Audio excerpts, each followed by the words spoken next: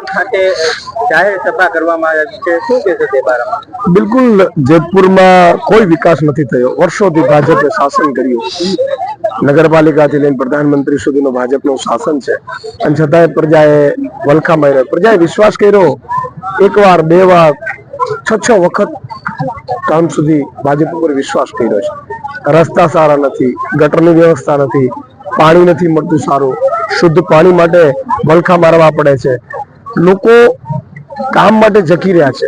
શું કામ લોકો લોકપ્રતિનિધિત્વ ચૂંટતા હોય કે લોકો પોતાનું કામ કરી શકે, અને લોકપ્રતિનિધિત્વ જે બધા જેમ નોકર કરે એવી રીતે કામ કરી શકે, એટલા માટે લોકપ્રતિનિધિત્વ ચૂંટતા હોય છે.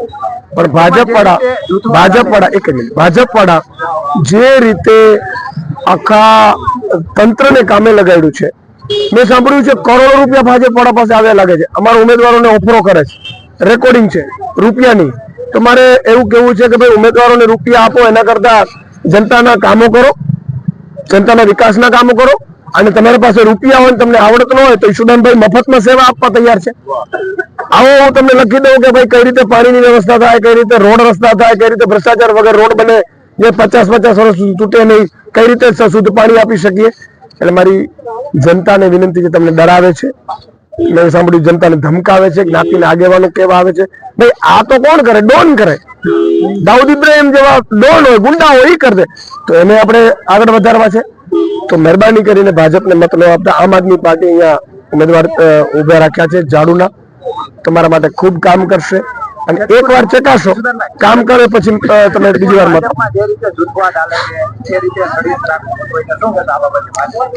બિલકુલ મેં સાંભળ્યું છે કે જો ભાજપમાં તો ઉકળતો ચરુ છે ત્યારે, અને એટલી હદે ઉકળતો ચરુ છે કે ભાજપમાં સારા વ્યક્તિઓને સાઇડલાઇન કરવામાં આવે છે.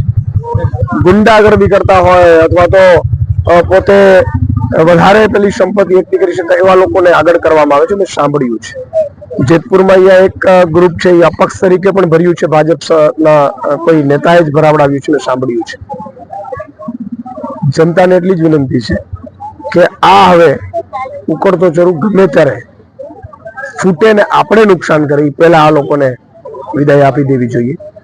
ભાજપમાં પણ સારા નેતાઓ છે, એની કદર નથી થતી. મેં સાંભળ્યું છે જે વર્ષોથી ખૂબ સારી કામગીરી કરી છે, એમના પિતાશ્રીઓએ પણ ખૂબ સારી કામગીરી છે. એવા નેતાઓને પણ મારી વિનંતી છે કે હવે ભાજપમાં કઈ રાખ્યું નથી.